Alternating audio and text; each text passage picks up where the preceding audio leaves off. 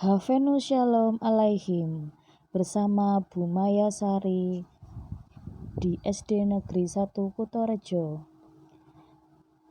Hari ini adalah pelajaran kelas 6. Kita akan membahas materi pelajaran ketiga. Hai anak-anak, apa kabar semuanya? Yuk sebelum kita belajar, kita berdoa terlebih dahulu ya. Terima kasih Tuhan Yesus untuk berkat-Mu. Berkati kami Tuhan dengan kecerdasan Tuhan dan kepintaran. Pimpin kami dengan Roh Kudus-Mu, berikan kami pengertian Tuhan, supaya kami dapat mengenal Engkau dan melakukan firman-Mu.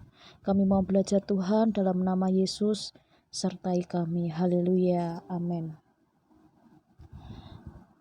Pelajaran 3 yaitu bernyanyilah dengan roh dan akal budimu. Unsur ibadah Kristen yaitu adalah nyanyian. Unsur ibadah Kristen yang paling sering ditemui adalah nyanyian jemaat. Hampir semua ibadah umat Kristen pasti memberi tempat pada unsur nyanyian. Umat menyatakan iman, doa, dan harapan melalui nyanyian. Jadi nyanyian merupakan pernyataan dari iman, doa, dan pengharapan. Melalui nyanyian pula umat mengekspresikan hati dan pikirannya tentang Allah dan karyanya. Bernyanyi dalam ibadah adalah salah satu kegiatan ibadah yang di dalamnya kita dapat menunjukkan sikap memuliakan dan mengagungkan Tuhan. Bernyanyi dalam roh maksudnya adalah kesungguhan hati, yaitu hati yang berfokus di dalam bernyanyi untuk memuliakan Allah. Nah, kalau bernyanyi dengan akal budi, yaitu anak-anak, bahwa ketika kita bernyanyi harus mengerti syair nyanyian yang kita ucapkan. Sehingga jika kita benar menghayati sebuah nyanyian, emosi kita akan ikut mempengaruhi ekspresi, rupa-rupa rasa kita dalam menyanyi. Nah, tentunya kita pernah ya yang namanya menyanyi dengan akal budi itu, yaitu ketika kita bersedih, maka ekspresinya adalah sedih. Ketika kita bersukacita, mengucap syukur, maka ekspresinya adalah sukacita. Jadi bernyanyi dengan akal budi ini berarti kita harus bernyanyi mengerti syair nyanyian yang kita ucapkan. Seringkali melihat para penyanyi bernyanyi dengan meneteskan air mata atau dengan menutup mata. Itu terjadi karena mereka menghargai dan mengerti makna syair lagunya. Jika kita memang benar-benar menghayati sebuah nyanyian, maka itu akan mempengaruhi ekspresi kita dalam bernyanyi. Nah, anak-anak, tentunya kita kalau ibadah di gereja, kita pastinya bernyanyi, memuliakan Tuhan, karena itu ungkapan hati kita. Dan adapun perkembangan musik nyanyian dalam ibadah, yaitu musik paling awal dari sinagog, didasarkan pada sistem yang sama seperti yang digunakan dalam bait Allah di Yerusalem. Menurut Mishnah, orkestra reguler terdiri dari 12 instrumen dan paduan suara dari 12 penyanyi laki-laki. Sejumlah instrumen Ibrani kuno tambahan yang dikenal, meskipun mereka tidak termasuk dalam orkestra reguler bait Allah. Nyanyian dalam ibadah Kristen berakar dari kebiasaan orang Yahudi dan para rahib Kristen di abad-abad pertama yang mendaratkan seperti yang mendarus. Ini salah ya, Bu Maya menulis ya. Mendaraskan yaitu seperti mengaji, mendaraskan mazmur dalam ibadah mereka. Lalu semakin berkembang lagi, di dalam perjanjian lama ada tradisi yang menetapkan suku Lewi sebagai petugas di rumah Tuhan atau di bait suci. Nah, kedudukan suku Lewi ini mengatur pembagian tugas supaya ibadat-ibadat dapat berjalan dengan lancar dan menyentuh. Salah satu kelompok yang harus terlibat dalam ibadah itu adalah kelompok musik. Perkembangan berikutnya dalam perjanjian baru, kegiatan jemaat yang bernyanyi di sinagog dianggap meresahkan kegiatan politik dan keagamaan Roma sehingga jemaat dilarang bernyanyi. Pasca Edikt Milano, Kaisaran Konstantinus memberi izin kebebasan beribadah kepada jemaat. Nah, pada kesempatan inilah jemaat mulai berinovasi untuk mengembangkan pola ibadah, liturgi, dan nyanyian. Yang kemudian kita mengenal dua tokoh besar yang mengembangkan liturgi dan himne, yaitu Ambrosius dan Georgius Agung. Himne adalah nyanyian berbait dengan syair baru, bukan dari kitab suci. Nyanyian yang diciptakan oleh kedua tokoh ini sangat mempengaruhi perkembangan nyanyian barat pada zaman-zaman selanjutnya. Lalu semakin berkembang, terutama di gereja barat atau kekristenan yang berkembang di Eropa Barat, nyanyian Kristen kemudian dinyanyikan dalam bahasa daerah masing-masing. Nah, hal ini karena pengaruh kuat dari Bapak Reformator Gereja, yaitu Martin Luther. Ia mengubah dan bahkan nyanyian ibadah ke dalam bahasa Jerman.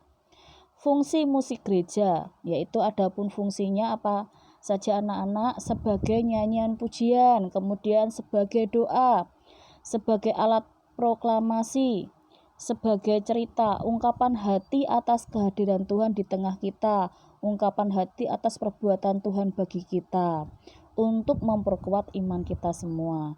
Dan musik juga merupakan karunia Allah. Melalui musik kita beribadah kepada Allah.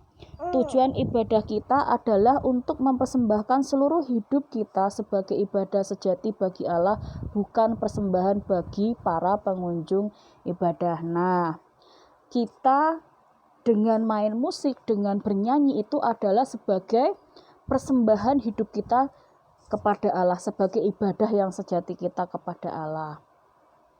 Adapun ragam musik gereja, yaitu ada beraneka ragam, terdiri dari nyanyian jemaat, musik paduan suara, dan musik instrumental. Semuanya digunakan dalam rangka perayaan iman gereja serta memiliki simbol tersendiri.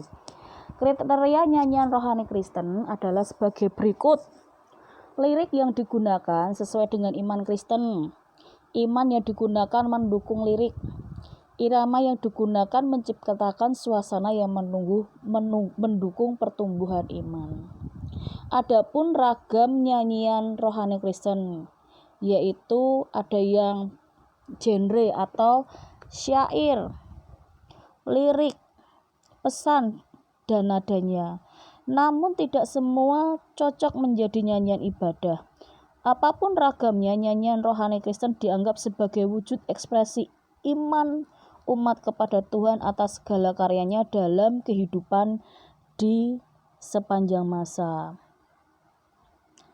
Jadi bernyanyi di dalam ibadah adalah salah satu kegiatan ibadah di dalamnya, dan kita harus bernyanyi di dalam roh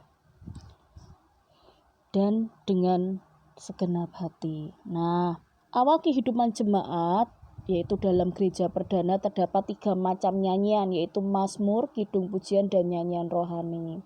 Mazmur yaitu apa anak-anak? Berisi lagu-lagu yang diambil dari kitab Mazmur yang biasa dinyanyikan dalam ibadat Yahudi. Nah, Mazmur ini yang nulis siapa anak-anak? Ada yang tahu? Ya, Nabi Daud.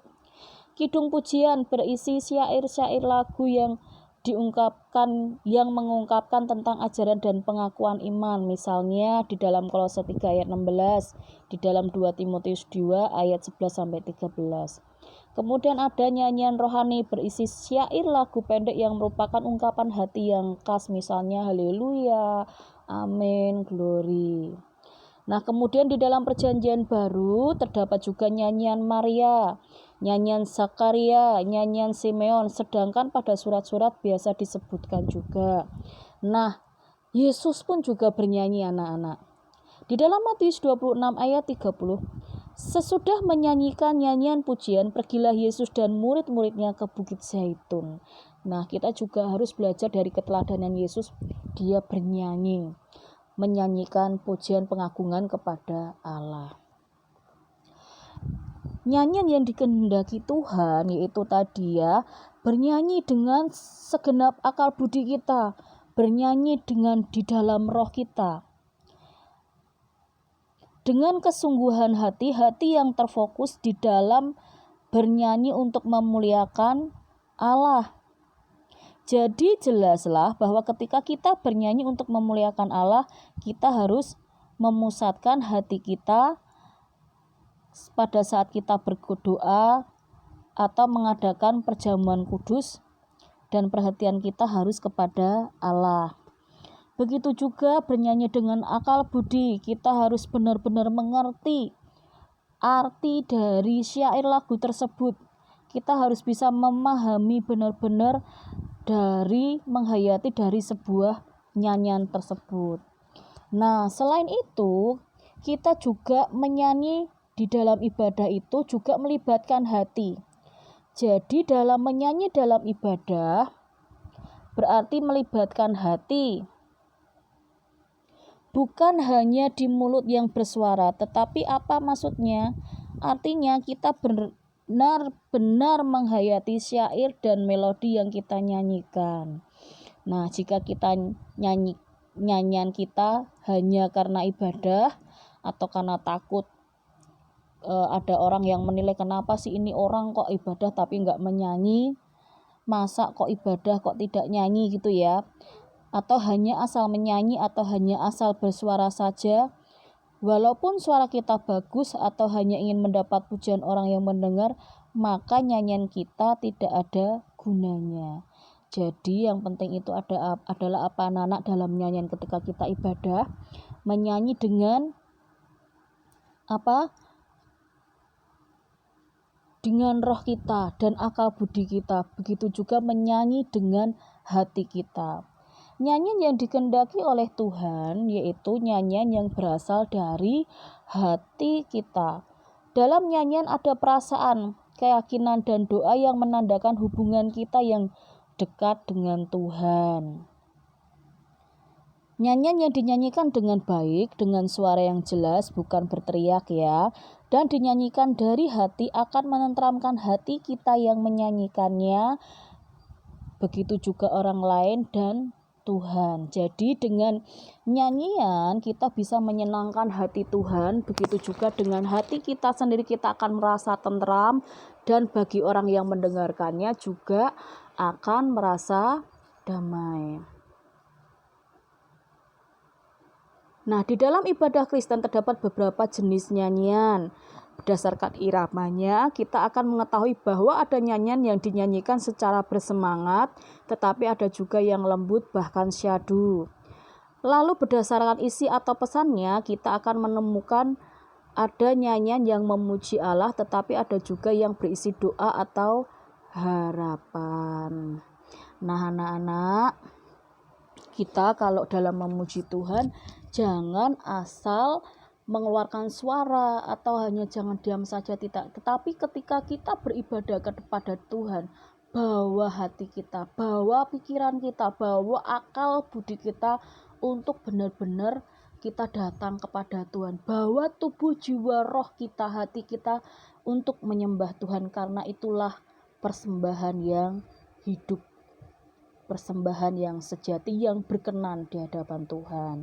Nah, pelajaran ketiga dari Bunyi Maya cukup sekian. Selamat mengerjakan anak-anak ya. Tetap semangat, tetap jaga kebersihan, tetap menjaga kesehatan kalian. Ingat, nanti kalau sudah selesai mengerjakan, jangan lupa berdoa ya. Tuhan Yesus memberkati kalian semua.